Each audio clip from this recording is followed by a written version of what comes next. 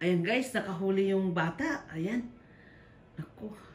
Ayan, umupo na siya. Baka malaglag siya. Mukhang hirap na hirap ah. Ang hirap niyang hatakin. Baka malaki yung nahuli niya. 2 kawil yan eh. Ang galing niya oh. Batang bata, payat pa yan.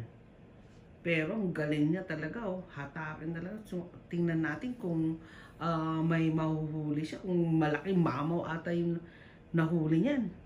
Tingnan natin. Talaga hirap na hirap siya oh. Dapat paghatak lang yan madali, pero siguro malaki sigurong nahuli niyan.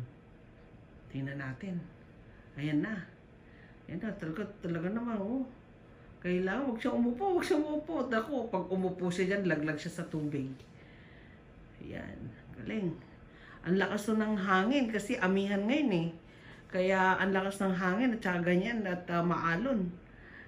Kaya yan, tingnan mo na. Ayan na. Ayan! 2 mamaw na luba or grouper. Ayan! Ang lalaki naman yan. And guys, laki ng nahuli niya.